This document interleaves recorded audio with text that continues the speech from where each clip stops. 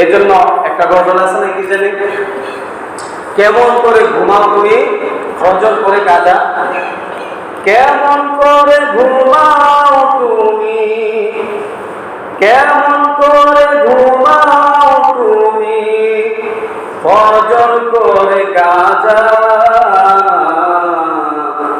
এমন তো হতে পারে জোহরে জানাজা তোমার, এমন তো হতে পারে জোহরে জানাজা।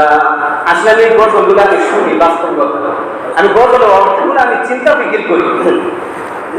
দেখেন আজকে কেউ গজল নামাজ করছেন না করছেন আমি জানি না, জানি না, আপনিও জানেন না আমিও জানি না। তা আসলে দেখেন এখানে বলতেছে কেমন করে ঘুমাও তুমি ফজর করে কাজা, এমন হতে পারে জোহরে তোমার জানাজা। আসলে অনেক মানুষ এই যে ঘুমাইছে এই ব্যক্তি আর সজাগ হয় নাই, উঠলে তো দুনিয়াতে আছে আর না উঠলে পরকাল। তাহলে এটার সাথে আমাদের বাস্তবতা মিল আছে না নাই? অবশ্যই আছে। এমন তো হতে পারে জোহরে তোমার জানাজা। মুসলমান হয়ে জন্ম নিলে,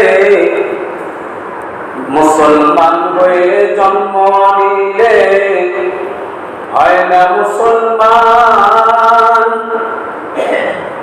তফাৎ হয় কাফের মুমিন, তফাৎ হয় নামাজের উপর। আসলে কি মুসলমানের ঘরে জন্ম নিলাম এতে কি আমি মুসলমান হয়ে গেছি? সহজে বলবেন ডাক্তারের ঘরে জন্ম নিলে কি ব্যক্তি ডাক্তার হয়ে যায়? ইঞ্জিনিয়ারের ঘরে জন্ম নিলে কি ইঞ্জিনিয়ারের ছেলে ইঞ্জিনিয়ার হয়ে যায়? আলেমের ঘরে জন্ম নিলে কি আলেম হয়ে যাবে, কোনো কথা আছে?